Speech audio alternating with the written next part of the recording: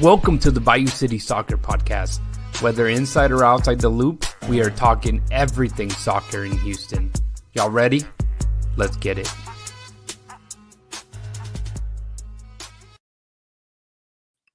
Houston, welcome to another episode of the Bayou City Soccer Podcast. My name is Rudy Segura, and thank you and welcome to another episode of this, your Bayou City Soccer Podcast that talks everything about the Houston Dynamo. I am not alone today. I am joined by Cristian Potalia's brother. How you been? Hello. How's it going? How you doing? Doing great. A win. What? But yeah, we're doing good. We're doing good, man. Orange for the win. And usually, what's up, Jay Hurtado? Welcome to the show. Hopefully more people trickle in. And of course, you know, this is a live show. Feel free to leave your comments, your questions on the chat. And we'll try to get them in here as needed. I'm sure there's going to be less Aliyu talk than usual. But you know what? Here is what we're for. But if you're looking for Joey Stas should be joining us momentarily. I think maybe a little later than normal. I don't know. He didn't tell us what he was doing. I'm sure he's getting that music career booming for him right now. But we are joined by Edson Ochoa, who tends to be behind the scenes. I love Minecraft. So did you enjoy the movie, Edson? If you went to go no, actually, this cup, one of my sister's students gave it to her. So I know last time we were talking about the Minecraft movie. So I just thought it was fitting to just come in with the Minecraft movie. But but honestly, guys, thanks for having me on today. As I usually say in Spanish, ay güey, ganamos. yeah, no, absolutely, man. But what's it called? It was a fun day. It was a fun weekend, obviously, in Houston's soccer in general. Started out with the Houston Dash getting a win over the Utah Royals, and you had the Dynamo beating Austin FC, and then Houston Dynamo 2 finishing it off on Sunday against ATX2, which is just Austin FC2. They try to be a little fancy, but funny enough, we were all at the stadium. We all had different views, so we'll talk about that ourselves. There's Rushan. You are Bayou City Soccer anymore? Yeah, no, we're not. We never were, but we definitely have a lot to unpack there. Christian, you got to be at the game from the press box. Edson got to is that the radio booth, I guess? Edson, is that what we call it? Yes. Yeah. And then I was in section 201, made it as a fan with my brother, and you know what? It was worth it. It's a great view that we got from up there. Christian, you were up there with us basically the whole second half, and just enjoying a good game. We got to see all the goals on that side of the field, so that was nice. But anything else you guys want to mention just from the week itself? Doesn't have to be Dynamo talk per se, but is there anything that I missed, or Chris? I told you guys about my kid hurting herself, and now she's walking around with a cast. Someone just said to me, I posted the picture of her wearing the cast, and someone was like, "You're such a dad. You're such a dad for putting your name on the bottom of her foot." It's like, hey, if you know, you know. That's like straight up from Toy Story, okay? Like Andy puts his name on his toys. I told him, like, you don't break yourself anymore. But I put my name underneath it because I have nothing else to add to it. But dude, I did not understand this. I never had a cast as a kid. Did one of you guys ever had a cast as a kid? No broken nothing. No. Me neither. No, absolutely right. Maybe whenever I'm 80 years old and I fall and break a hip, we'll get some kind of big cast on it. But I just thought it was funny because everybody's so excited to sign this damn cast, man. I don't understand the hype. But I mean, the kid didn't even have it for 5 minutes, and everybody had tattooed it. It's like a get well soon card, but you can wear it. Yeah, basically. That's true. I guess so. It's like the first Instagram post before it was cool. Tweeting. Like, that's how you know people like you. Like they send your cast instead of liking your picture or something. Yep. Yeah, Basically. for sure. In a sense. Let me see. We got Cesspool saying que boludos. I'll let Christian say that right here. This other one, dale. From Devious, Jay Hurtado said, "Did you guys ever try doing pregame?" Yes, we have. We have done some in the past. We need to. We always try to do them from the stadium, but it's difficult by the time we all make it in there outside. Yeah. Try to make it. I got there just in time. It took me 2 hours to get to the stadium. Traffic was a mess. Oh man. But and like it's crazy because so I got there. I left Houston really early in the morning.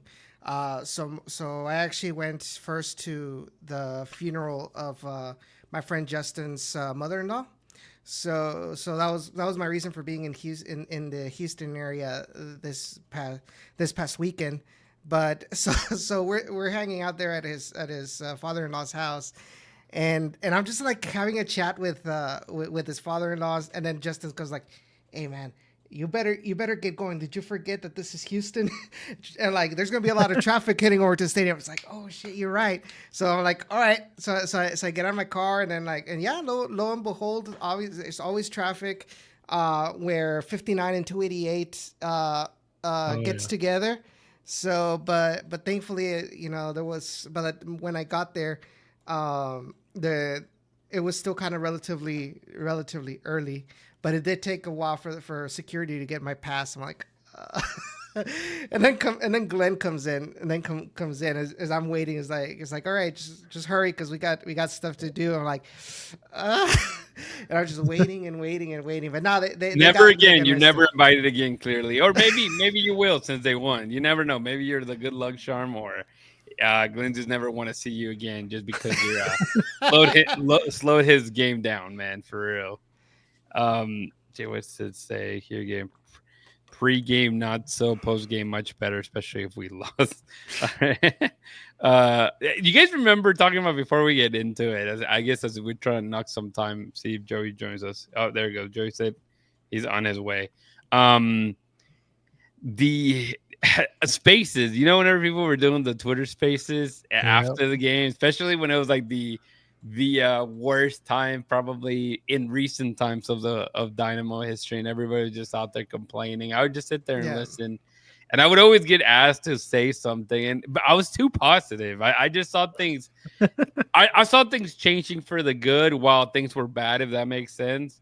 And no, here we are, man. I just thought it was funny. Maybe we need to bring spaces back. If you guys are interested in Bayou City Soccer doing spaces, let us know. We can figure that out. Usually, I remember in the beginning when they first implemented it. I know Tigres fans used to do that a lot. I actually participated a couple of times, with that.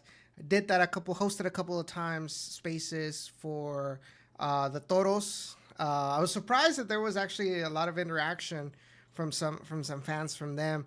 But I never really saw a lot of Dynamo ones. I guess it didn't really, to me, it felt like it didn't really 100% catch on. And I think it's also because with a Twitter space, it's like you don't know what you're gonna get, like because you're more open to a lot of people there. I know with Tigres spaces, there was usually like arguments and people trying to talk over each other, kind of thing. So. And it's funny. I just said this like literally out of the blue, and I just literally thought of something. So I don't usually run like the social media that I run is Instagram, and every now and then I go into Twitter and like throw something. If Dustin, who tends to be the one to run it, and for whatever reason, I went in there and I saw the Austin people having one, and I clicked on it by accident, and so I'm sure they saw Bayou City in there. For maybe like a 2-second thing, but by the time I figure out how to get out, because I didn't really want to listen to that rant, because clearly they had lost both games against Houston, so they must have been shooting off from emotion. And I think they were extra salty. And so seeing a guy for a Bayou City account probably didn't help that. And anyways, but you say that, but right, Chris, at Ben's post-game press conference, he had an Austin FC reporter, and he even asked him a question about Josh Wolf. Yep. Yeah, so I just think it's funny. I think the Spaces things are good. But because a lot of them were run by the fans, as you mentioned, Edson. Yeah, how does this by accident? I swear, man, it was pure. I was curious. Okay, so there you go. You're right, Aldo. Aldo kind of called me out. I was curious, but I didn't realize it was my account. Thank you. So obviously, yeah, that's my point. So I went with Bayou City. I was curious to listen as soon as I realized. It happened. It happened. Top Flight Podcast ish already. Derby the scissor. Yeah, no. I think the Top Flight guys were at the stadium. Mm-hmm. I think it's them. I don't know. Mm-hmm. I don't know if it's the same guys that I'm thinking about. We Are Austin TV was there too. I think. I think they're the same thing. Okay. Right. I don't know. Yeah, because I saw them, but they stayed with the Austin FC locker room area. Yeah, so it's just funny, but that's where I was going with that. Like the Spaces is nice if you can get. I know that they would get like Cesar Procel, or they would give like people kind of like with a little bit more of a cold head to it instead of pure emotion and just people lashing out, because it just never ends well. Like you said, it's just people screaming, basically just trying to be heard, and it's understandable, but there needs to be a little bit of organization and just clear minds there. Yeah, Bruchon said Hernan was in. So I believe that's We Are Austin. So we'll go ahead and get started. Joey said he should be here shortly, whatever that means. To me, my mom tells me I'm almost there. 30 minutes later, she's not there, type of thing. So we'll see. We'll see how this goes. But Dynamo news, man. We'll get it started with the new acquisition by the club. None other than Toyosi Olasanya, which I wish we had that meme done. I think Heffen never put Ben Olsen's face on Woody and had Buzz Lightyear. We're probably gonna have to figure that one out, but looks like a decent signing. Guy is in his prime. He's coming from St. Mirren FC out of the Scottish Premier. He joined them in 2022. He had 67 appearances, 40 starts, and I believe he had 16 goals in those appearances. So relatively not the best numbers, I would say, for a pure-on striker. But from what we hear, this guy was had a fantastic season this year and a half, I would say, with the club. Became a fan favorite for them over there in Scotland. And he looks like been doing pretty good, and it looks like Joey's connected. Joey, check your mic before I let you in, and we'll get you on here to get your thoughts on him. But Edson, Chris, I know that you guys know everything about Toyosi. Everything. But just maybe your opinion on this acquisition, when it comes to a striker, from what we've seen so far. I would say. Go ahead, Edson. So I know a lot of from a lot of the comments that I had been reading from St. Mirren FC fans when they announced the acquisition. One of the biggest things that they mentioned about Toyosi was his speed. They mentioned he's a very quick winger. And not only his speed, but also his ability to take on defenders one-on-one duels. And so I feel like those characteristics are probably going to help remove some of that responsibility from Griffin Dorsey. Mm-hmm. I can probably imagine, I don't know how, because I've never seen Dorsey do it with the Dynamo, but that is switching sides. So that will probably bring a little bit more unpredictability. But if Dorsey is going to stay out on the right, I do feel like having a player that's a little bit also more explosive can also alleviate some of that and give some more unpredictability to the attack for the Houston Dynamo. Now it won't rely too much on just whatever Griffin Dorsey can take on trying to find Jack McGlynn or something like that. So I do like that. I know I also saw a lot of people mention in the comments, don't let him take penalties. But I just based on those characteristics, I'm kind of hopeful to see what his impact is going to be once he gets onto the field. And I know we're going to get into this later, but hopefully, I know those were some of the things that a lot of people wanted out of Aliyu. Mm-hmm. And hopefully Toyosi actually is able to fulfill that role in the attack for Houston Dynamo, because the fact that they went and brought in somebody that has those characteristics that they were expecting from Aliyu but never really got from him, it means that it's gonna be something that Ben really, really wants, and now he has that going forward, hopefully. Yeah, we'll get Joey Chavala in here. What's up, Joey? How you been, man? What's up, guys? I'm doing good. Doing good. We missed you for a whole 15 minutes, man. So you're in here now. We just started talking about the new acquisition what happened? Okay, from Toyosi Alusanya. Anything you want to add from him? I know that you tend to do a little bit of the research on him.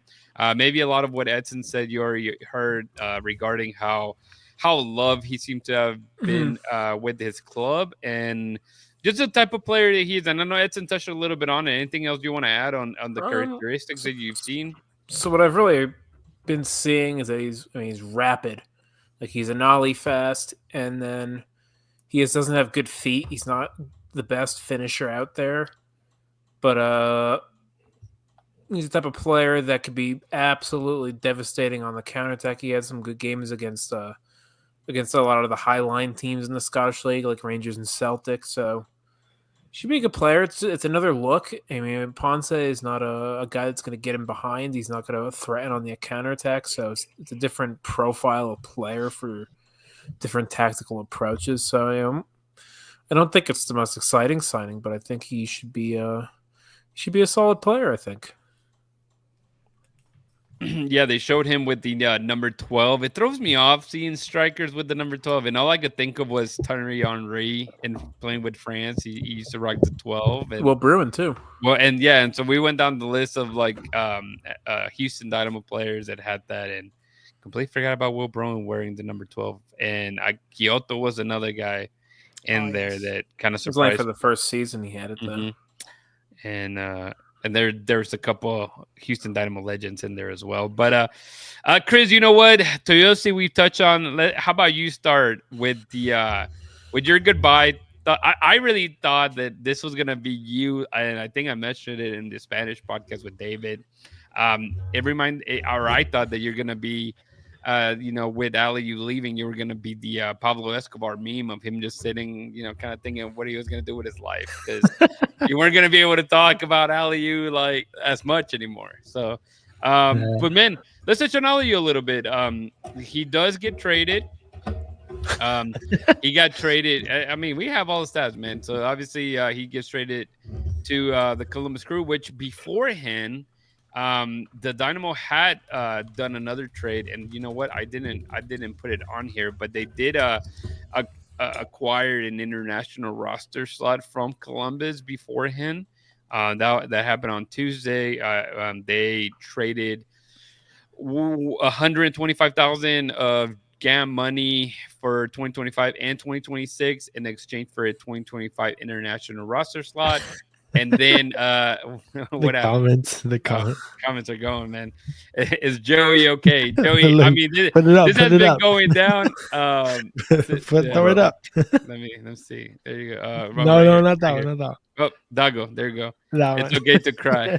We're here for you, brother. Funny enough, didn't Dustin say that he had somebody come up to him and ask if Joey was doing okay, like in person, that's funny. somewhere around town. So that's funny. I mean, it's great that you guys are listening to the podcast and you guys love Joey Chavala. So we are.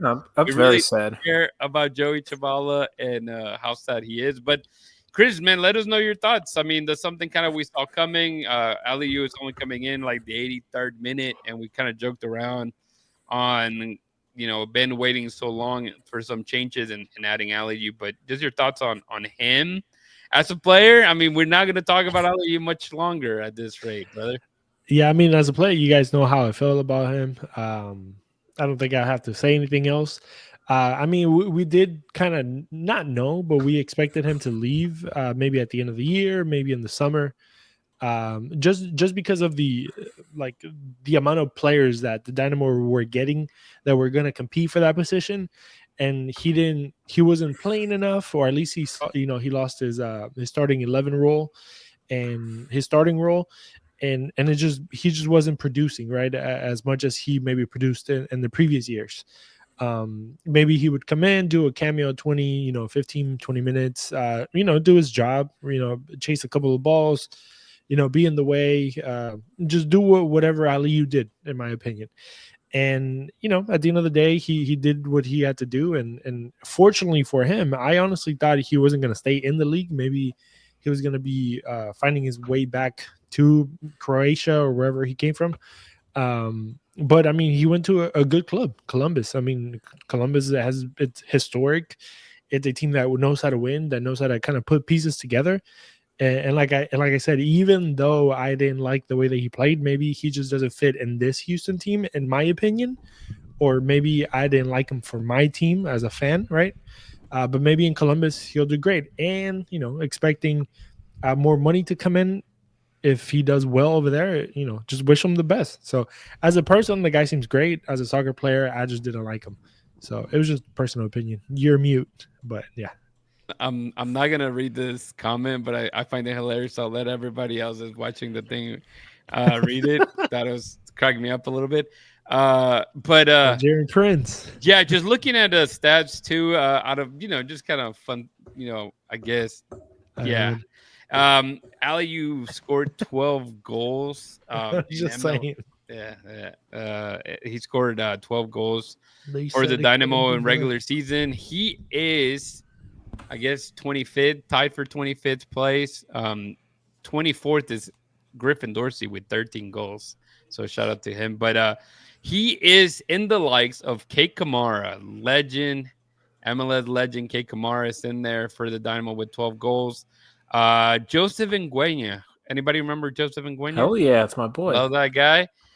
Andrew Wagner, another legend there, helped the Dynamo win with the 2018 US Open Cup and then retired basically after that. Who? Wenger? Yeah, Wagner, Andrew Wagner, and Brian Mullen. So those are guys that are 12 goals for the Dynamo. To be that. But Joey, anything else you want to add about Aliyu? Again, people are worried, just checking on you. Dude, it's I know you're coping fine. I'm happy for him, He got an upgrade, honestly. He went to a better team. That's going to win more trophies than the Dynamo are. So, I mean, people are going to shit on him all they want. He's a guy that analytics absolutely love. He just went to a team that arguably has the best scouts in the entirety of MLS. So I think Columbus, of all teams wanting him, tells me all. I think that that backs me up that he's a good player. So I think he's going to do good. He's going to do really well there. I mean, Jason Russell Rowe just picked up a little knock too in their last game, so he's probably going to get some minutes right away next week. And say Nancy knows what a good soccer player looks like more than I would say any other coach in this league. So I'm pumped for Aliyu. I wish it worked here. It kind of sucks. He's a bit of a cap casualty. They needed to move someone. They needed to move one of those internationals. They needed to move one of those U22s. Yeah, because you have Quinones and Aliyu. There's nothing you can do. You can't move those other guys. You're not going to be able to sell Nelson. You're not going to be able to sell Nolly. There's going to be zero market for either of those players. So it kind of sucks, but he's going to play a lot of Columbus. I'm telling you, he fits very well with that team and that style of play. Once it's scoring, we'll talk about when is he available over there? Like starting immediately, right? Next game, yeah, he's available next game. He was available this weekend as well, but they didn't even involve him because he literally Jeff hits it on the dot right there. Yeah. Didn't we see Fafa go to Vancouver and just killed it? Oh, he went to Nashville and killed it. He killed it here this weekend. He killed it here. Fafa was good here. He got even better though. I mean, he scored 9 goals. He's the same. Fafa's been the same player every team he's been on, and everyone here just shit on him. Don't you think it's also the fact that like going to other teams, even though it's Vancouver, but I don't know why, it's like for some reason, players in the Houston Dynamo and people like literally like just underrate him. I'm not saying that's what's going on with Aliyu, but underrate players just because they play with the Dynamo. I feel that's just my feeling. I could see that. Yeah. It's because our fan bases are fucking whiny bitches sometimes. That's why. That's going on TikTok. Clip it. I mean, we have a fan base that complains about Ponce, like in Bassi. They complain about these players. What's going on here? Hey, I'm gonna go back to like the things that I've said about Bassi, but I will say though, especially after talking to Ben Olsen pre-game to the Austin game, he, obviously, that's another thing. Obviously, we found out that Bassi gets a extension. It's a 2025, and then options till the 2027 after that. So very well deserved. Yeah, he definitely does. But how Ben talked about him was, they had really tough conversations with Bassi. They needed Bassi to step up, that's what we had been discussing with Bassi, with Aliyu, with players like that. And so far this season, Bassi is doing, he's playing very well for sure, right? And Bassi's been great. He's scoring goals this time. He has assists. He's been very dangerous. If he would have scored that bicycle kick against Austin, it would have been something, out of this world. But Chris, what are you gonna say? Looks like you have something right there. No. All right. No. Well, let's go ahead and. I agree with this comment from Jeff. It's all fan bases are bitchy. Yeah. They just want to win. Yeah, the Jets fan boo every draft pick, so who cares? Well, it's the Jets. Yeah. Well, hold up. You can't even compare the Jets to the Dynamo. No. The Dynamo have been a playoff team 2 years in a row. The Dynamo have more titles than the Jets. They have. They just won a trophy a year and a half ago. The Jets haven't made the playoffs since I was in middle school. So it's like it's not even comparable. The Jets. I understand the Jets fans being impatient. Were they saying that the Jets were the only team that had never made a postseason during Pope Francis? Yeah. Only team in American sports. I keep seeing that. It made no sense. But what were they? There's only 2 teams in American sports that didn't, and one of them is San Diego FC. Right. That's wild. They were just. They haven't even had a chance yet. Wow. But people made so much hype about San Diego FC that they were going to be good with Chucky Lozano, right? Can't even make the playoffs. That's embarrassing. Man. That's sad. But yeah, we I guess 28 minutes in. Chris, you want to tell the people how they can connect with us, man? Yeah, man. Our website is BayouCitySoccer.net. That's where you're going to find everything and anything related to Houston Soccer, Houston Dynamo, Houston Dash, Houston Dynamo Los. Go check it out over there. Social media on X, Instagram, Blue Sky, Facebook, and of course, if you're watching here on YouTube, you can find us at Bayou City Soccer on all social media. Don't forget to check out Ugly Guppy at uglyguppy.com. We Got Soccer at the We Got Soccer .com website, and Elotes Bravos. You can check them out on Instagram at Elotes Bravos. You can find them at the stadium, and We Got Soccer also has 2 locations, one in Tomball, one in the West Chase area that is going to open up. So that's going to be pretty dope. And Ugly Guppy, just hit them up, and if you have any needs, shirts, hats, anything embroidered, if that's a word, hit them up and they'll take care of you. We're BayouCitySoccer.net. That's the website. Check it out. Got it. So of course, like, subscribe, and everything. Right now, we are four likes on the YouTube. Come on, guys. Let's get this video up. We have 10 people there, at least 5. What is this? Halfway there. What is it? Obviously Houston Dynamo. We'll get into the highlights and all that good stuff. But I just answered that question that I wrote down. I believe this was probably their best game overall, as as a team. Everybody pulled their weight. I like all the comments that we're seeing here. Wait, so you're saying Pope Francis was holding us back? Yes, it technically were. We couldn't Damn trade him until Argentinians. no kidding. At least Indigo got a super sub. Yeah, we got that and Iron Fist. All right, so here we go. Iron Fist has to be a bot. Has to be. Hey, No. the starting lineup. So we get to see Brooklyn Reigns back in the lineup. The guy, obviously, we'll talk more in detail. Played very well. Sviatchenko being back was a plus after he went down with an injury last game. Jonathan Bond gets his second start for the team, and of course, I think you have. Okay, before we go into Joey, is this a starting lineup at this point? Like, Ben's starting 11. Yeah, I mean that's the best team available right now. No. I mean, what other options are there? I mean, you could put Urso in for Reigns. Why would you do that? Reigns is improving every game. He's a young player they want to evolve for the future. McGlynn has been in absolutely firing form since moving on to the right side, and since he's done that. Oh yeah, for sure. He's very focused. And since he's moved to the right side, Dorsey's doubled his game.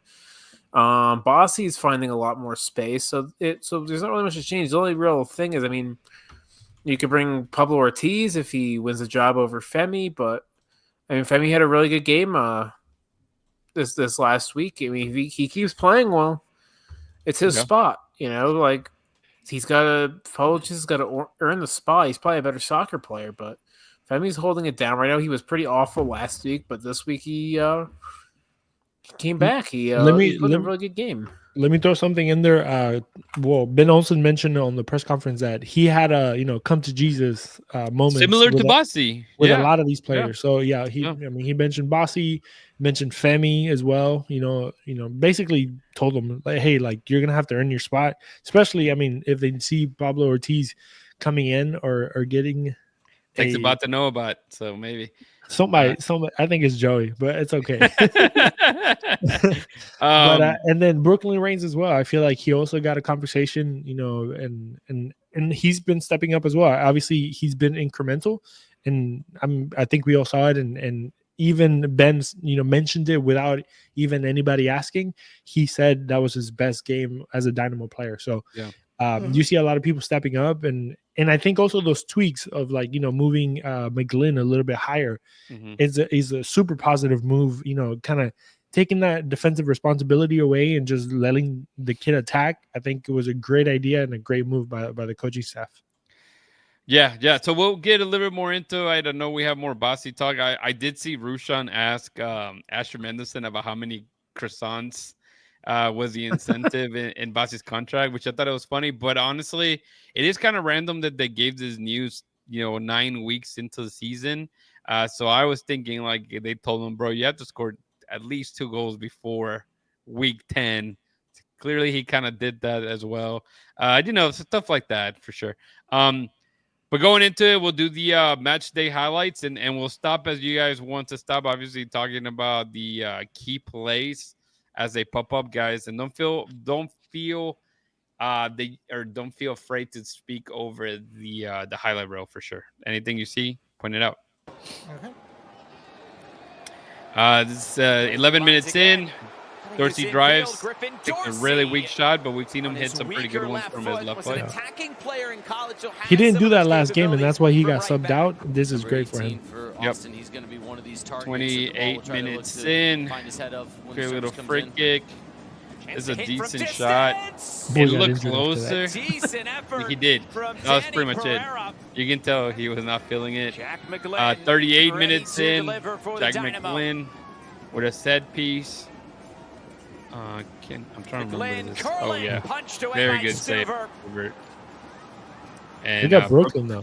Brooklyn was balling. 40 minutes. And this was, I don't know how this was not a goal. If Brendan Vasquez was there, he probably also misses it. Yeah. Was it Uzuni who took the shot? Yes, that was Uzuni. But he's also a his $12 million forward, too. So, but also his reception of that ball. That reception of that ball, like I think it flew under the radar. No, I think it was a really good one. Yeah, it was really good. He should have scored. Like I will say, like he really excellent first touch. Yeah, Like it's almost like he cradled it with his hands, but with his foot. Like he just gave it just that little touch to make sure it doesn't bounce away from him. It was a great pass too. And he did the right thing of shooting first touch after that. And but he obviously tried to do it with his right foot. If he could have tried to hit that with his left foot, even if it wasn't clean, it was probably a goal. Similar to what Ponce did on his goal. And that's the one Rodrigo was talking about when we were watching the game. Yes. How he was confused about what was Bond trying to do, but he was like at the end he kind of redeemed himself with a good block. 50th minute. This one's a decent. McGlynn cutting onto his left is so lethal. Yeah. It's a very good shot. You can see Stuber was like, dude, you have to push him out. Minute 51. Very good play here as well. It's a really good pass. Yeah. And I think that one was deflected, wasn't it? I think got deflected on that one. Hey, this is a very good flick. 56 minute. Dorsey. Good run. Gives the counter. Yep, that was great. Bassi stayed offside. I don't know how. And that was a whiff of a shot for Bassi. But he was offside. We were all kind of yelling, wow, why didn't he stay on? Minute 59. I believe this is a goal by Lingr. Yes. This play, it was the Dynamo. Here, let me stop it here. This play was the Dynamo play from like match day 1, match day 2 against, Miami. Like it was just like everybody just decides to stop. This could have been a penalty. Obviously, they didn't look it. There's not another view on that. That's not shoulder to shoulder, but this is so good. That's so good from Bassi. Okay, put it back. Pressure. All the way. Right there. At the point of contact. Okay. Well, it's shoulder to shoulder right there. Oh, that's not a penalty. Okay, yeah, shoulder to shoulder. For a second, it looked like it was shoulder to back. Yeah, it just looked like he swung. Let me see. Well, because it goes really, really fast, and I can't slow it down that much. But it looked like it was. Well, yeah. It's not a penalty, but this is so good from Bassi to step up here. Yeah, but and even then, this is obviously Josh Wolf's kid here, right? Owen Wolf. Yeah. He just everybody kind of stopped for Austin, and that's where I was saying about regarding like this was kind of like because everyone they stopped because they weren't playing the whistle. They thought it was a penalty. They thought it was a penalty. Everybody just stops. He clears it right at. Yeah, that was just lazy. That was just lazy by Owen. I mean, obviously, what a trap! But look at the focus on. He's looking at the ball, and I mean. He mentioned it, and Chris, we'll get to you since you asked him post game. But he shoots it, goes in between the defender's legs, and goes in. And I mean, he hits everybody with the Ronaldo celebration. So whack. That's my goal. That was a great goal. Yeah, tough goalkeeper to put a shot like that past too. Yeah. Watch Lingr. He's just right. Yeah, he said he got a little bit of luck. It's great awareness from Bassi to press up there, and it just doesn't get better than that from Lingr. No, and not only that, with Owen Wolf, that was just lazy. Yeah, it was a terrible clearance. You're not supposed to do that, because it's going literally like. And look, in the middle. Defender gets in front of him, and it goes right through his legs. Yeah, but what I was getting at is like in that clearance. It's like it's like one of the most cardinal rules as a defender. You never clear through the middle, right in front of goal, especially when you've got a bunch of attackers and no teammate in sight. Just in case it does get deflected or it gets intercepted, you at least have an opportunity with a defender to try to make it uncomfortable for them to shoot. But there was nobody around Lingr. Got the ball. Okay, and that's the best thing about Lingr. What I'm seeing, there's a phrase that in Mexico they call is like he's got the goal tattooed on his eyes. He knows where the goal's at. He knows exactly where he's at. I mean, you can see how quickly is that reaction, right? I mean, a guy, it's not point blank, but I mean that it gets shot straight into the guy into Ondrej's chest. It goes high in the air to begin with. His that right eyes there. are following the ball, but he already knows where he's going to shoot because he knows that Stuber is out towards Stuber's left side. And it's not like the defender didn't do a bad thing. Like he closed down the gap, right? He did close the space. I mean, it's like, and he mentioned the Chris, and I'll get to you. Like he did mention how, hey, it was a little bit of luck that it went through the defender's legs, but you take that any day, right, Chris? Yeah, of course. Yeah, I mean, it's insane. It's a man that he's gonna be like, fuck it, we'll kick it. Like, if he gets a chance, he's gonna try to put it, in the net. So it's one of those things that with the Dynamo had been lacking. You know, a guy that's just going to take a chance from outside the box, no matter if it's possible or not. And sometimes luck is going to be on your side. That ball could have also ended up in the stands, but you'll never know. You never got two threats from range now too, because McGlynn's also a big long shot threat. Yeah. It's something that this team needed 100%. And I think with those two guys, one on the left, one on the right, it could easily be a couple of goals from outside the box for sure. Yeah, too bad we had to Google Ondřej Lingr. I didn't know who he was. And also another thing that we have that maybe we didn't was a guy that's in the box constantly, like Ponce, that he would be, he's going to be attentive to a rebound or something like that, because he's always, every time that you try to cross the ball, he's he tries to be in that penalty spot to kind of catch, either catch a rebound, catch a stray, get something in the net, get a foot on it. So if you don't get the goal right away, he might be able to take care of the rest. What I thought was kind of crazy about Lingr in this game, and I know it was brought upon in the post-game press conference. When I saw it as the game was going on, I was like, "What in the hell is going on? Why is Ben doing this?" But playing Lingr is almost like a wing back. Like there were times that you could literally so many times. Obviously Chris in the second half, we saw him and Ponce were both coming back and just it's the same ball that Aliyu played. No, I know, of course, but I'm saying it's great that he can do it as well as attacking, because he's been scoring goals, right? Aliyu hasn't scored since July.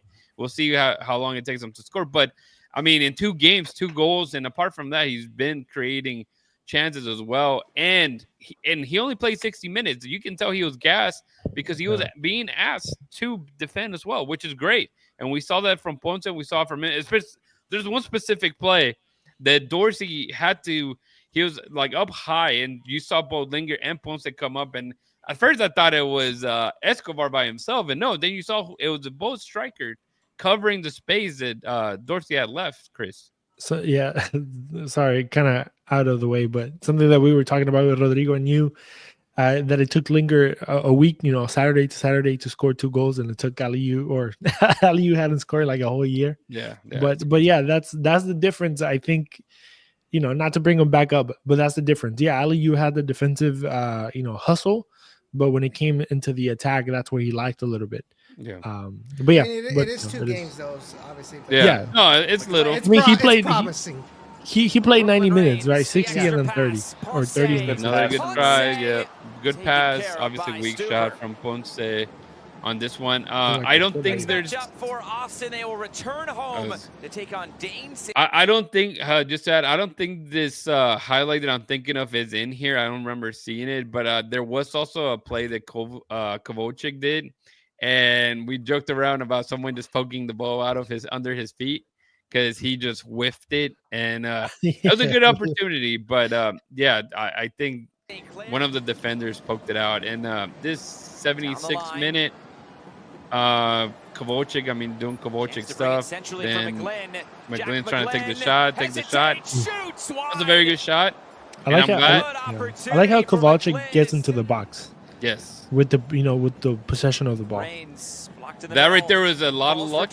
Obviously, you can see the ricochets.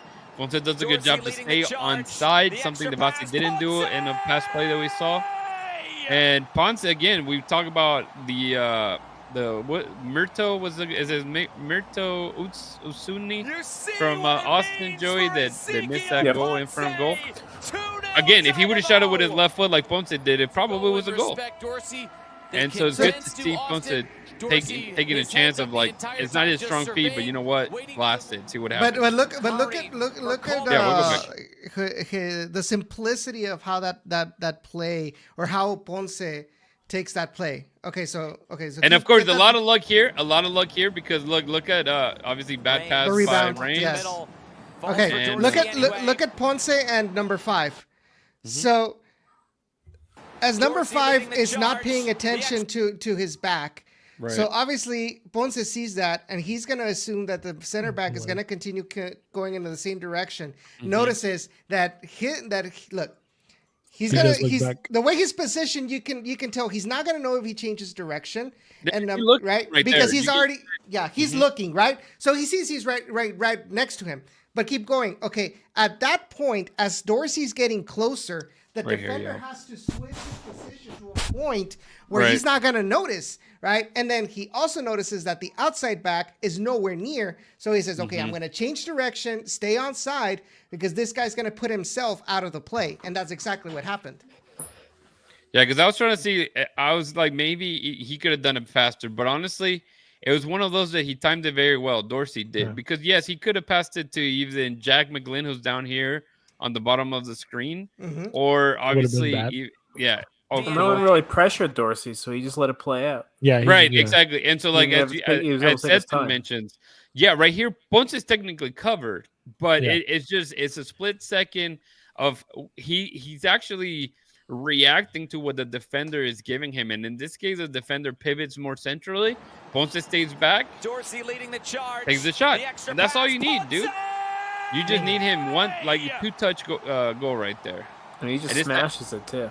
He just – I mean – and I think it will show the replay on the back of the goal, and you can see Stuber was positioned very well. I mean, that was just a really good shot. Man. That's just a rip. They condensed to Austin. Yeah, nothing Stuber could do. Good shot. That little bounce was so perfect. I mean, I thought it was in here. Austin have numbers here. It's cut back. Another right here. I think this is a Jonathan. Moves it down the line. Great block right there. Smash it towards that near post. And it corner is from Gallagher. Jonathan only had two. The best Houston Dynamo. I think he only had 2 saves so far. That at least Food Mob showed. This vintage Dynamo been awesome, man. Tiki Taka could have been another goal by Escobar this time.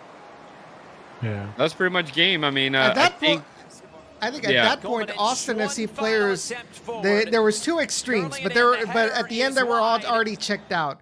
You had a couple of players that I don't know if you saw one that were already just walking. They had already checked out. There's people fighting. There's also people fighting. I mean, there is the who was it? Jack McGlynn, and I don't know who he got with. Oh yeah. They got into words. Back, I think. I'm surprised there wasn't a red card. And then Scalante. Oh, that was Rubio. Oh, it was Diego Rubio. Yes. You're right. And then I think it's Galante in the first half. I mean, he just literally rushed Jonathan Bond and gave him a yellow, and he had a couple other fouls that could have easily been a red card as well. And so some other Austin FC players, they at that point they were like, okay, I'm just gonna foul the hell out of you, because I think at the end Austin had committed 19 fouls by the end of the game. So they stopped concentrating on actually playing soccer and just started, playing WWE or something like that. That's what I'm told, Notorious Nemo. That's what I'm told. I don't know. But I actually think Austin's a better run club than the Dynamo, to be honest. But for sure, for sure. That's like LAFC as well. Like that. I'm sorry, Joe, but we can't speak facts when we're talking about Austin, man. We always have to go with the Austin sucks mentality here. There's no room for facts here. Yeah, right. That's what I'm saying, man. The French that goes crazy every time that something happens. But so obviously good highlights from the Dynamo. They did very well. Here's the stats for Joey's stats. 51% possession, which didn't look that even till I looked at the stats. I was like, okay, maybe it was more even than I expected. 0.95 for the XG. That's actually, you get 2 goals. I mean, those goals were, again, the Lingr goal, I don't know, 0.0001 maybe. I don't know. That was that. Wait, did you just say Austin? They do. They literally do. Except for spending like $30 million on guys that can score in front of goal, I guess, at this point. But Vasquez can score. Question: what did happen to Vasquez? Was he a late scratch? Because he was illness. Yes. Yeah. I mean, Austin has better fans than us. They have better supporters groups than us. I mean, they do almost everything better than us. I mean, the results. They got nothing else going on over there. I went to their stadium last year. I added last year the fact that I was able to go to the stadium to cover the team, and I was just amazed of like the gear that they sell. I mean, it makes you a little jealous of They have a better going to stadium. stadium, and you're like, man, really? What Look how is many. new? I'm a hat guy that had like 50 different type of hats, all legit. If wasn't because It's they had still- an it's still a- logo, I would it's have still a bought new it. I would have toy. bought it, but I mean, the Dynamo merch is awful. yeah. Still a I new can't remember toy. the last time they put something on the store that I would buy. The only awful. thing I do agree, some other fans are a little toxic, as Rusha little? mentions. And our fans aren't toxic. What are you talking Yeah, about? yeah. There's levels, but hey, we live it here, and I mean, this dude in our chat shits on Ezequiel Ponce, who's one of our best players on a weekly basis, and he has the nerve to call Austin That's people true. toxic. That's Just real quick, Rudy, before we move on from Yeah, the yeah, game, go one for of it. the things that kind of worried me about the Dynamo in the first half was the ease that Owen Wolf would find that right winger, and the crosses that I feel they had a cross early in the match that could have been a goal had the attackers been positioned better, because it was a hard driven cross that went right in front of goal that was really dangerous, and I think they had multiple plays like that early in the game that it was kind of worrisome. But I think at the end of the day, just the lack of firepower up on top for Austin was kind of like the difference, that they could have probably changed the momentum early in the game. And that played in the Dynamo's favor, though. I think the Dynamo was very patient in that aspect. Austin controlled for moments the game, but it didn't let them fall into desperation, and just took advantage of that mistake, that error by Owen Wolf, and from then on it was smart play by the Dynamo. So kudos to that. And obviously, that leaves Austin still in second place with 16 points. The Dynamo with 10 points and are in 13th place. So the gap is only 6 points. I mean, again, we continue to talk from the ladder. Right? We continue to talk about the fact that you just have to wait. You have to wait on timing. You have to wait on new players coming in. You have to wait on players coming from injury. There is no panic button to be pressed yet. I mean, there's other teams, maybe like LA Galaxy. Maybe they should be Ben Annie out. Greg Vanny doing. No, that's silly. No, I know. I'm just going with what Chris just said about Ben also out. But yeah, so it's one of those that at the end of the day, I mean, there's still a lot of points to be played, and yeah, I mean, overall, I think that Houston has been doing very well. I mean, if everybody listens to this podcast, we tend to be, I think, more positive than not for the overall. They're unbeaten in 4 now. No. Yeah, they have not to be positive right now. They're heading in a good direction. Yeah, and I think what I like is from things that now they're heading in a good direction. Right. Yeah, let's be honest. For 4 weeks, man, it's been It's almost like the first 5 weeks of the season aren't that important, and they're still trying to figure out what they are as a team. Clearly. Oh, that's right, because Ben Olsen did also say, because somebody asked him, like, oh, what do you like the direction of the team? He's like, no, we're not there yet at all. Nope. No, they're still figuring it out. Yeah. Notori said, I don't know about 17K. I was there. It was packed. It was decent. It was Dynamo decent, standards, yes. Yeah. It was Yeah. nice. Let's be There There honest. wasn't that many Austin traveling fans, which is kind of interesting because usually they fill up a whole section. But Oh yes, they're yeah. I terrible. was. 17K is good for a Dynamo average. No, The it Dynamo is. It average definitely is was. sad. It was. No, yeah, it tends to be. I just want to say the Austin parking lot is tiny. There's not a lot of, you can't fit a lot of cars. That means that you have to park somewhere else. Then you have to walk your ass to the stadium. Their press box is not great. It's a terrible look. Austin green is disgusting. It's the color of poop. Sometimes in babies. Yeah, there's nothing what good. Poop For are you having, dude? I said babies. No. But yeah, there's nothing good in Austin. Everything's just so hilly. Like it's like, why do I have to brake going downhill? Alexa. Well, I'm not gonna say it too loud because my Alexa's gonna start playing, Jeff. But Alexa plays Austin Stings. I love it. There's a lot of love for Austin. And it's probably the worst city in Texas. My favorite city, apart from they have a lake that is not a lake. Is it's actually San a Antonio. river. Maybe that's why. San Antonio is a great city. I will say though, I think the key was that the last time I went to Austin for the race, I wore my Dynamo jersey. So I'm gonna take credit on that one. No, I'm just kidding. Good job. Well, let's finish off on the Austin match. Again, I think overall everybody in the team performed very well. It'd be difficult to kind of point someone that didn't play all that great. Standout. I mean, there's plenty of choices. That you have Jonathan Bond for keeping the clean sheet with 2 shots that were basically point blank and keeping that net and 0. Ponce scoring goal. Bassi playing very well. Lingr scoring, in his first start of the season with the club. Joe, we'll start with you, man. Just maybe pick your standout, and if you want to go ahead and pick a letdown, feel free as well. My standout was Bassi. I thought Bassi was the man of the match in the game. Created lots of chances. He was all over the field, combining with McGlynn, with Bassi. Not combining with Bassi, with Dorsey. Bassi to Bassi, man. Bassi to Bassi. He was attempting all sorts of stuff. He took a lot of shots. He was attempting bicycle kicks. He just had a fantastic game out there. He was involved in both goals. He had the secondary assist on goal number 2. My God. I'm sorry. I have to laugh at this because I'm a big crime person. And yeah, Nemo's right. There is some kind of serial killer Rudy, talk to me after this. I have a theory. All right. Yeah, I got you. Sorry, Joey.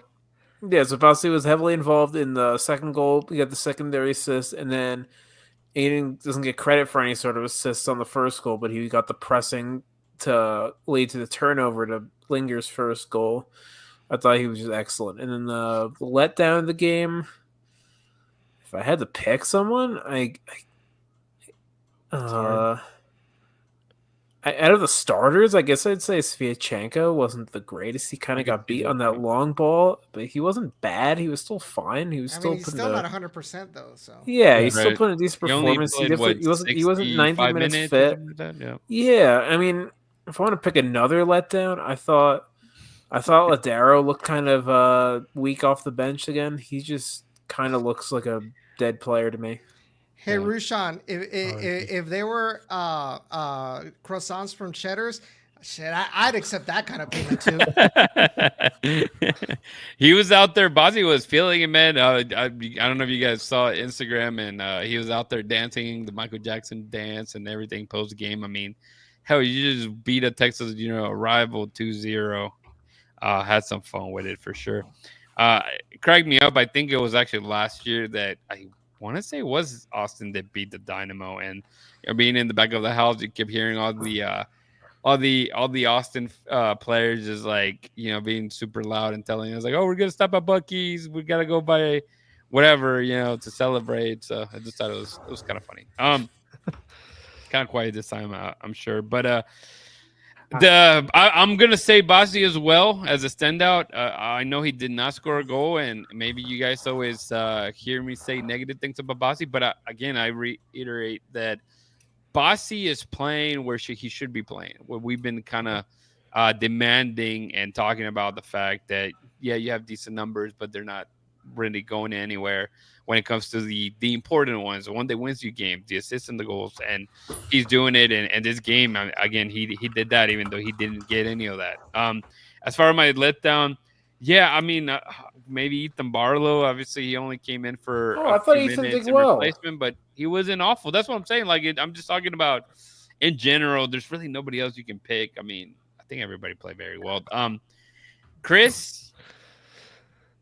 Don't put it up. Don't put it. Oh, damn. He put it up. Oh, that's my theory. See, good one. Okay. My standout. Look, I'm going to go. I gave him shit all week. I got you, Dago. And I think I saw what I wanted to see from this guy. And I think he has a lot of, if he continues to play the way that he's been playing, I mean, granted, he probably played his best game ever in a Houston Dynamo jersey. So I don't know if if this is like the top of the pyramid and he's going to come down. I doubt it. I think he's going to keep incrementing his play little by little. I got to talk to him after in the mix zone, and he said, I'm growing each day 1%, which is something it's like one of those quotes that you want to hear, you know, and like you read online. It's like, oh, you know, grow 1% every day, and then in 100 days you'll, you know, 100% or whatever. But yeah, Brooklyn Reigns was one of the best players in the field, and he had the attitude that I wanted to see from him, in the sense of you know, being ruthless in the defense, you know, going into the floor, not being scared of tackles, just going, you know, head on. If he had to go and freaking dive in head first, he probably would have done it. I always thought he was like very like too timid or just kind of too slow in the way that he processed the game in a way. Joey, I hope that you're changing your background. That's all I'm saying, man. R.I.P. But yeah, Brooklyn Reigns was for sure my standout. I think he has a lot of promise. I mean, when you think about a 20-year-old managing the middle of the field, you know, in a team, it's a lot to ask for, right? Especially when you had somebody like Ache was the previous one, right? And I think a lot of it is something we've talked about in the past, right? We've talked about for these young guys and just the inexperienced guys to be able to become good, they need those minutes and let them mess up. Obviously, we saw first game for Brooklyn wasn't all that great. Second game was decent, and then the performance that he showed this time around was, you know, top notch, as you mentioned. And what about you let down again? You don't even have to pick one if you don't have one, because I feel like everybody really played pretty good. Edson, then in your case, you're sticking with any of the players that we spoke about here as far as your standout and you let down. And if you guys are obviously probably gonna listen to this on a podcast feed later, and you hear Chris you have to watch his live. This is live. Try to be here live. You get the best experience watching it live. You get the comments, you get the faces, you get the backgrounds from Joey, you get the whole. It's an experience. Yeah, it's a vibe, man. Edson. So, my standout originally was going to be Brooklyn Reigns, but I'm gonna go on a similar.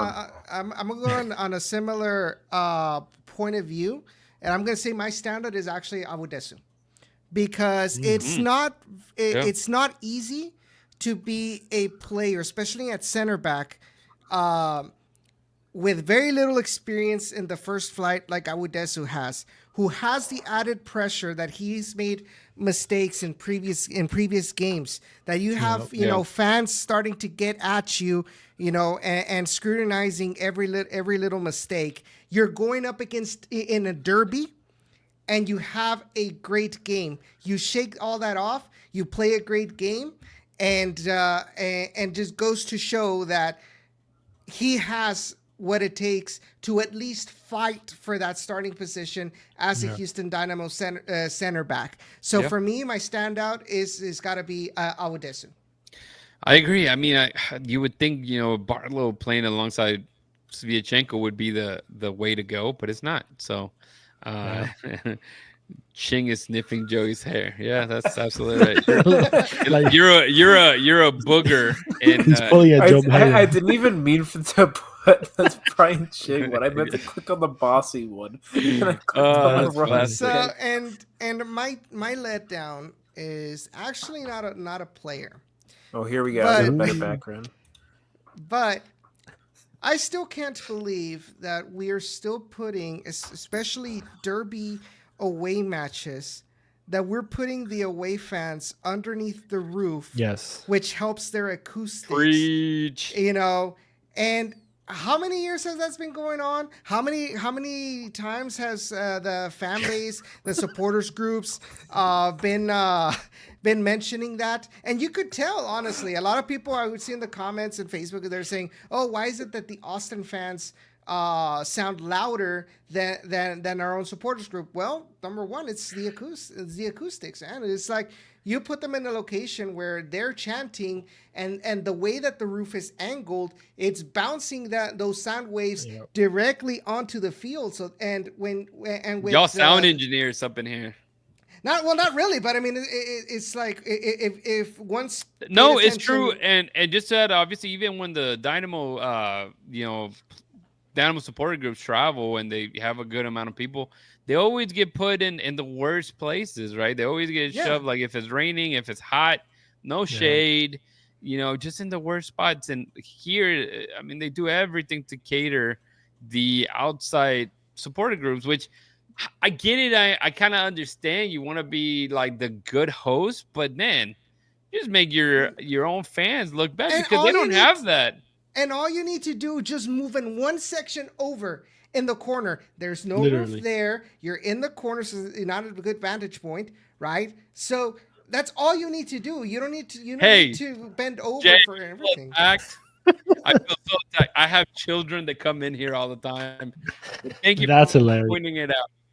You know what, Jay? You're not invited anymore. I thought we were friends. You can't come over. Damn, the betrayal. Be your own people, man. That's wild. I'll let you into my house every Monday night, that's how bro. You treat me? Wow. It's because Edson doesn't have a bed in there or anything.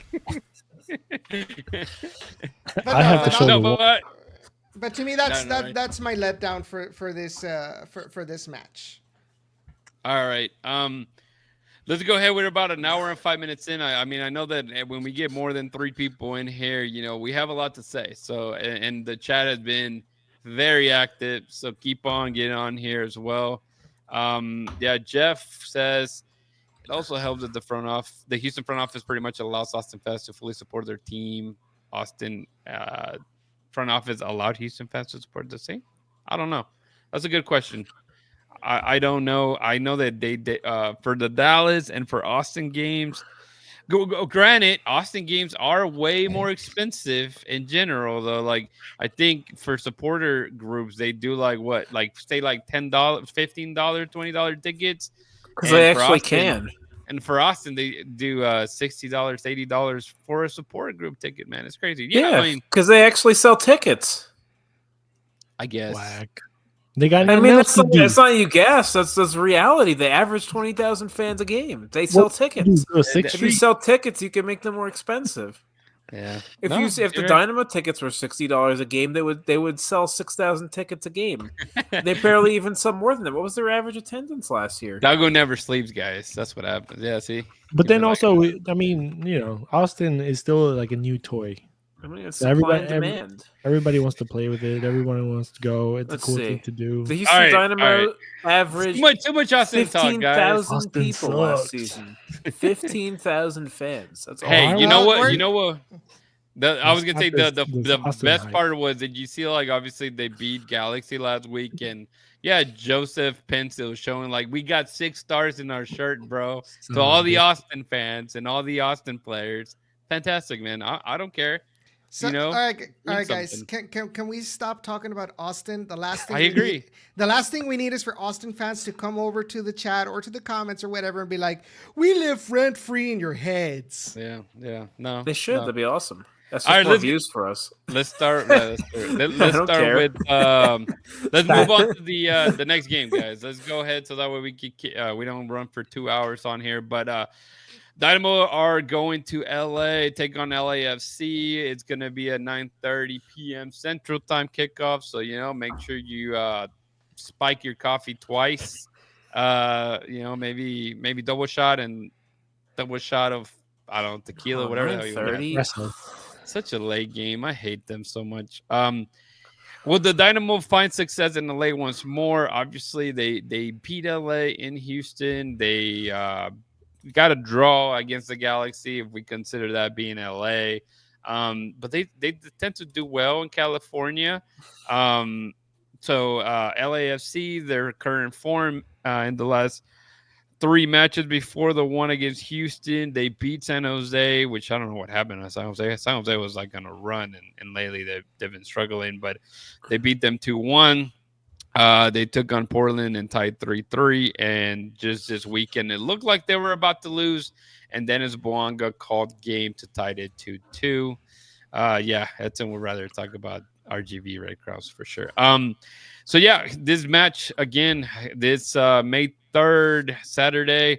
Jay Hurtado, was this the one that you were going to? I don't know. I know he's in LA. He told us one time about 3 months ago that he was going to go to a game against the Dynamo. I know, Joey Chevalier, you're not going to this because if you go, they're going to cancel the match, man. Yeah, no, I'm not. I will never buy a ticket to an LAFC game again. But I'm not going to put myself through that. this was their starting lineup against St. Louis. Obviously, you got Hugo Lloris and the as the goalkeeper. You got Valencia, Marlon, Aaron Long, and Ryan Hollingshead as your back four. What's Tillman's first name? I'm blanking on that. Timothy. Timothy. Jesus, man. They got Jesus. Look at that. Jesus. He's been really good. Marky Delgado. Martinez has been playing very well. Venezuelan kid, right? I think. Yeah, he's been really good. And I like him. Oliver Giroud and, of course, Boanga, who scored. He missed a penalty? Yeah, he missed a penalty. He could have had a hat trick. He could have had a hat trick. Drew's in good form. He scored last week, and then he had a pretty good game this week. Yeah, and then I watched this game against St. Louis. He played pretty well. He didn't score, but he had an overall pretty good game. It took them sometimes. And then as far as the lineup, again, this is just the lineup that the Dynamo saw against Austin or played Austin, and I feel that this is probably going to be the same lineup as we spoke earlier. Urso is back. Obviously he made the bench, but with Reigns playing the way he's been playing, I feel that Ben has done a good job of keeping whoever's in good form. I mean, he did with Gillingham. Obviously, he didn't just pull him as soon as Jonathan Bond got there, but he was going to always play the guy they spent some good money for at the end of the day. Which we didn't mention. Toyosi Olasanya's fee obviously is purely reported. It seemed it was like 250,000. Cheap buy. So pretty cheap, man, for what it is. Not DP. I don't know how many croissants that is, but I'm sure Rushan can tell us how many that is. But then, Orange, let's go to predictions. I mean, they are playing away. They tend to do well away. Chris, I know I put this out there. You can be last. We'll start with Edson on his prediction for this match against LAFC. Well, I honestly think that the Dynamo are in a good run of form.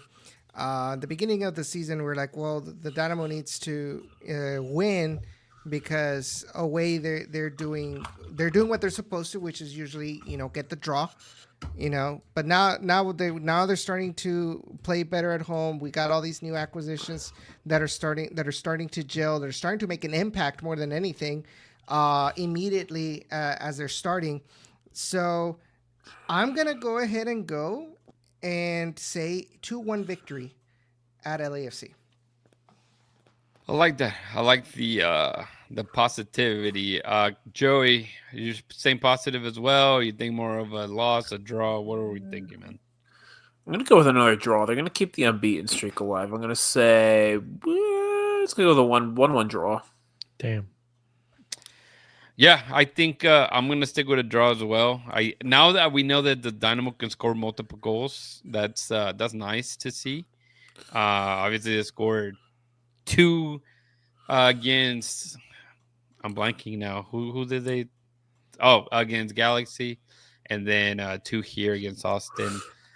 So I'm gonna, just because we know the firepower that LAFC has, I'm gonna go with a 2-2 draw myself. So hopefully Ponce keeps continuing his goals because I need my golden boot to kind of go up a little bit on those stats. Killing y'all. Yeah, I know. Did anyone have Sam Sturridge this week?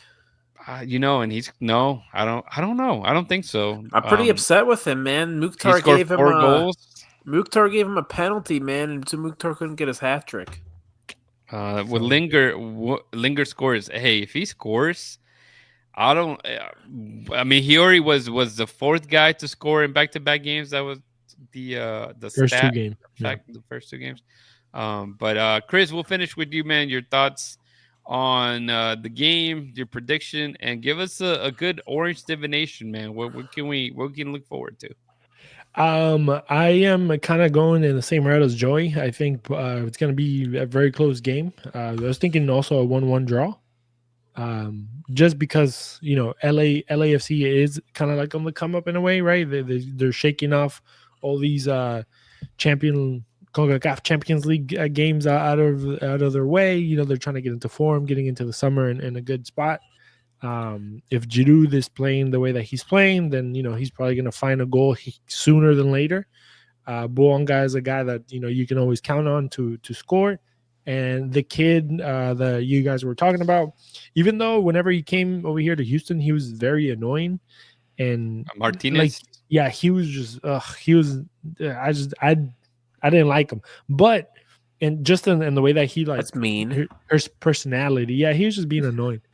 But that's good because him and Dorsey, I think it was, or him and Escobar, whoever was blocking him or marking him, had like a little personal feud. So that's going to be interesting to see now that they meet again, how that's going to turn out. If it's with Escobar, they're going to kick the shit out of each other because Escobar does that. He fights with everybody, even if they're not fighting back. He'll still even the refs. Yeah, like you can probably you can put a mirror in front of him and he'll go at it, bro. He's like those better fish. He's like he's not happy. He's not fighting anybody. Yeah, That's how he copes with life, right? And it's funny because like on social media, he's very lovey-dovey with his wife, girlfriend, or whoever. That's true. Right? And then he just turns into he's a intense different person. It's the whole left side now. That's what I like about Lingr. Lingr is pretty intense too. I was saying that Chad, he's got like that Clint Dempsey aura. Mm-hmm. Yeah, he does. Yeah, I see that. I see that. And my divination, I think Lingr is gonna keep his streak alive. For some reason, the kid looks like he wants to make a difference. I think he's one of those guys that's like, oh damn, like I'm part of history now. Like 2 games, 2 goals. He's gonna want to get on that board again. And he's a hustler, so why not, get another one? So I think Lingard, 3rd game straight, 3rd goal. Lingard. Lingy. What Lingard. Oh my God, Jay Lings. Lingy, right? Isn't that what they call him? Yeah. Lingy. So he's gonna get another one, and I think it's gonna be a 1-1. I like it. I want to see it, man. If Ponce scores and Ondřej Lingr scores, I'll be fine with that. Notorious Nemo said Gengar. Go call him Gengar at this point. I like it. Gengar? What about Haunter? No, it doesn't go with. He had it ready. This was all set up. Oh, Jeff. Look at Jeff. Look, Mr. Putalias needs a crystal ball. Oh, my God. So Gengar actually plays for the Red Bulls now. There you go. Oh, he does. You're right. Does he Lingard plays in South Korea? Slight flex. Well, I was just looking at the update of our Golden Boot thing for Bayou City Soccer. I'm dead last. I need to be in front of Manny somehow. You kind of suck. Yeah, you can't lose out to Manny. That would be sad. God. Is it updated for this week yet? I don't know. I don't think so. I'm gonna say no. I'm gonna say because I had some goals. Mukhtar scored some goals. I think Chucky Lozano got on the board. Kuipers scored again. Yeah, no, you're like beating us. What are the numbers? What are the numbers? I picked a guy named Lil Messi, and he sucks this year. So, in comparison to, he carried all of Dustin until basically he fell apart for a while. I caught up, and then he took. He was like half of Dustin's points. Yeah, he was. Him and one more other guy. I can't think of his name. And last year, I had a pretty good comeback. I went from like being 4th for a while to like beating Dustin, and then Dustin just pulls me back. Yeah, hopefully Dueña spills the secret. You gotta beat Manny, dude. Manny's team stinks. Yeah, I don't know. And I just lost the guy too. Well, I got moved to the Royal Salt Lake, so maybe he'll find some goals. Let's go ahead and finish it with Dynamo 2 news. Just really quick, they did finally play. Felt like it was years ago since their last match. They, as mentioned earlier, they played against Austin FC. Austin FC held Austin FC 2, if we're going to be correct, held 70% of the possession, and they lost to Dynamo 2-1. So Houston got the best of Austin over the weekend. Good to see as Houston soccer fans here. There should be a recap coming out. Yes, sir, Chris. What's up? No, I'm kind of pointing out what the guys have been saying on the chat. The people, we need to find a name for the fans that watch the show. Oh yeah. But yeah, the people watching saying that a lot of first team players and even Ben Olsen, I think, made it out to the game. So that's really good. Yes. If they show the support, and not only that, but it shows that they're actually, are quote unquote scouting for the future. So people were throwing out Arsu. Well, they just showing interest. They're making it known that it's yeah. a real deal. It's not just kind of like left in the back burner. For sure. People are caring about this. Seeing the Dynamo 2 players do well, and now that we know that there's a bunch of young guys from Houston in that team, it's a good thing. Obviously. Especially with the Open Cup coming up. Yes. That's a perfect opportunity for them to play, even though they are playing a somewhat difficult team, USL team from the first game. It could be a time where some of these guys could shine if they get called up. Joey, is this picture that you posted? Are you in the background or something? Are you that little kid with the Argentina jersey? Is that kind of what we're? What? I'm nothing. Joey's low key Argentinian. Yeah, he looks like one. Chavala, this has to be an Argentinian. It could be. Somewhere out there. It's I believe it's Czechoslovakian. There you go, close enough. So I'm like Lingr. There you go, How do you say Gengar? Gengar. It's actually Nigerian. Like my boy Rashid Olabiji over there. Yeah, I got you. But talking about money, if you're interested, obviously the Houston Dash did play. There will be an orange and blueprints if you guys are interested in listening to our Wednesday podcast. Dustin and Christmas Hefe should be about the Dash. Honestly, me too, man. I watch way too much of the Dash not to talk about it. I've said this. It was my favorite player's birthday today. Nigerian. My other favorite Nigerian. Yeah, they may send her to Columbus at this point. We don't know. God, I hope so. I'm sick of hearing about her. She's awful. You never know at this point. That was a good one. Joey really wants the Dash fan base to go after him, doesn't he? Dude, I'm so sick of seeing her everywhere. She's she's the biggest bench warmer. Why is she like doing interviews and stuff and like getting on podcasts and stuff? Leave it for Wednesday. That's bro. like if we like. That's like Gabe Siegel doing podcasts. And stuff. Here's a preview, guys, of Orange and Blueprint. Joey will make a 10-minute drop in to talk about one player and one player only. Maybe a secondary player that he likes. But yeah, it is so awesome when our teams win. But yes, as Chris mentioned, check out Orange and Blueprints on Wednesday. We will not have Joey Chavala in there because the last time we did, we lost some followers. So and we gave some more, but it's fine. And on Thursdays we do have the Spanish podcast. Dash fans can't handle real talk. Movimiento Naranja. I am. Joey is the Christian of the Dynamo, but with the Dash. Yeah, that's true. Yeah, someone has to see the negative part of life, right? You have. What's the positive to see? They don't win games. They won they won. Yeah, they did win yesterday. They actually played pretty well. They're getting a really cool bobblehead, so that's a positive. Oh yeah, that's good. Hopefully the bobblehead scores some goals. I don't know. They'll probably win that game. Hopefully too. But Chris, tell the people how they can connect with us, man. Yes, the website is BayouCitySoccer.net. Guys, go check it out. Check out everything that has been every single day. There's stuff going on over there. Joey's ratings, also Rudy's ratings on the Dash. If you're interested about that, just go check it out. We have everything there. We have a lot of information coming out every single day about all three teams. If you go to social media, you can find us there on X, on Twitter. That's the same thing. Facebook, Instagram, Blue Sky. Don't forget, if you're on the YouTube channel, if you haven't yet, subscribe and like the video. Leave us a review if you're listening to this. If you made it this far, go leave us a review. And something I didn't point out, that the formation for the Dynamo looks like a Star of David, by the way. Random. But if you're listening to this, go and leave in the comments. Ben Olsen's Jewish. Ben Olsen is Jewish in the comments. just if you're listening. Yeah, check out the website. I have no idea. BayouCitySoccer.net. Check out We Got Soccer at WeGotSoccer.com, and check out Ugly Guppy uglyguppy.com and Elotes Bravos at Elotes Bravos on Instagram. They are the sponsoring sponsors of the show, so shout out to those guys. Absolutely, man.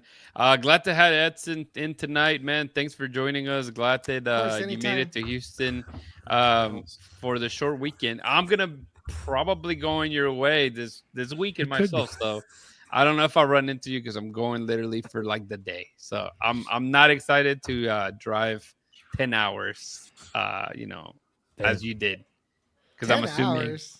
Well, yeah, 5 hours there, 5 hours back.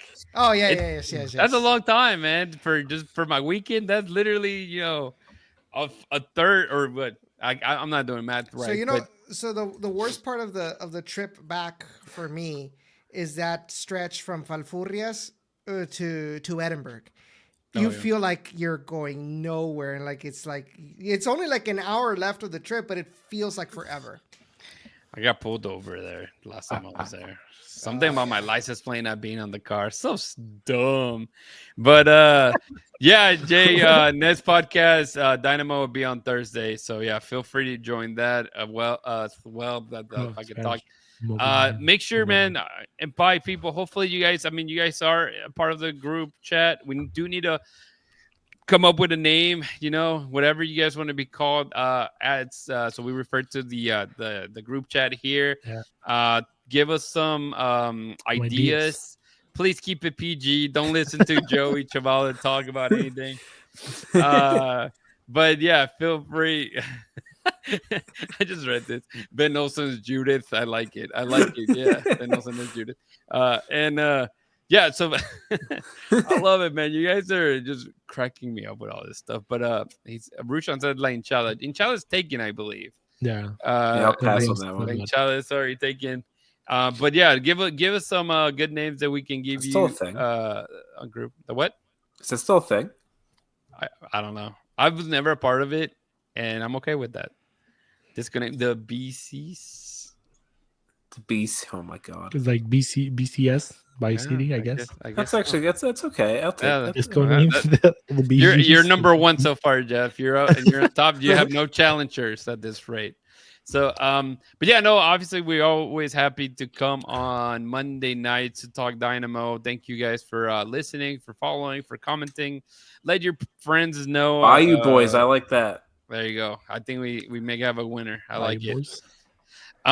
Get in here, and Chris mentioned it, man. Give us some feedback. Give them some reviews. You can do it pretty much in every social media platform that you can listen to this podcast. But again, thank you, Edson. Thank you, Joey. Thank you, Chris. Thank you, Rudy, for showing up. Man. You do a good job. For sure. Next time, bro. I'm at girl though. Oh, I'm a girl. Okay.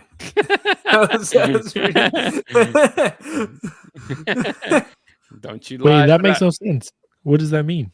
He was saying because it's Bayou boys. Oh, is the Notorious Nemo is a girl? No, he put okay. No, I'm not. He's just like he's just messing with the name. Son of a biscuit. I was confused because he said I'm at girl though, and I was like, "What the hell does that mean?" Yeah, I thought that was like some sort of like some kind of slang sexual joke or something. I didn't know what that meant. The Bayou City Boys at Nemo. Man, we're almost an hour and 30 minutes here, so we're gonna cut it 2 minutes before we get there, guys. Thank you again for listening. Don't forget to hold it down and keep it forever orange. Peace.